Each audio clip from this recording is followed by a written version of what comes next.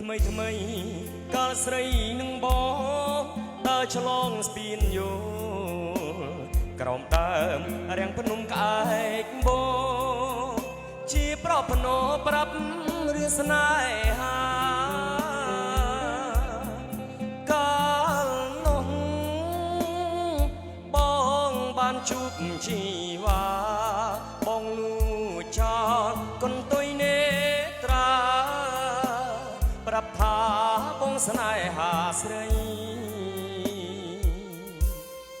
អំបែភ្នំត្រនំវាសនាចាពីបុបពេ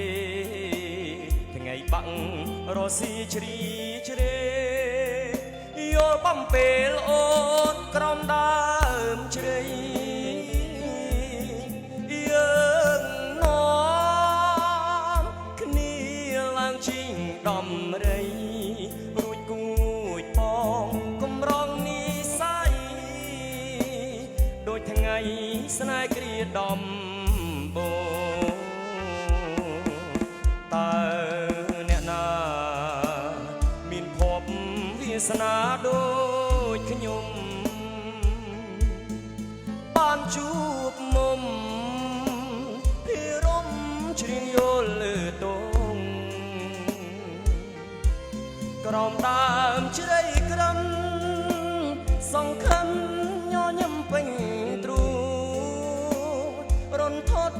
ញាប់ញាប់បេះដូងពេលតោយល់ទៅយល់មកកាមួយតបងនឹងចងក្រយកមកថ្នមថៃទៅវិបាផ្កាដោះលើដីស្រែផ្កាមាសមេគឺផ្កាបរិសុទ្ធសូមស្ពានជួយចាំពាក្យសម្បត្តិទូផែនដីរលីរលត់ក៏មិនក្បត់ចិត្តកាស្នេហ៍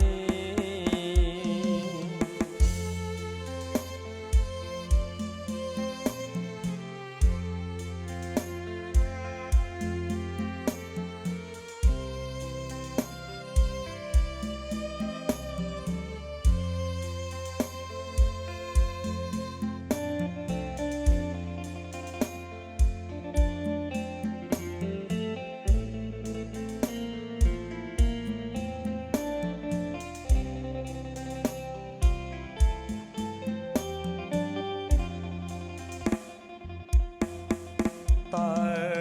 អ្នកណាមានភពវាសនាដូចខ្ញុំបានជួបមុំភិរមជ្រៀងយល់លើតងក្រោមដើមជ្រៃក្រំសង្ឃឹមញញឹមពេញទ្រូរន្ធត់ញាប់ញាប់បេះដូងពេលតោយល់ទៅយល់មកកាមួយតបងនឹងចងក្រយកមកថ្នមថៃទៅវិបាផ្កាដោះលើដីស្រែផ្កាមាសមេគឺផ្កាបរិសុទ្ធសូមស្ពានជួយចាំពាក្យសម្បត្តិទូផែនដីរលីរលត់ក៏មិន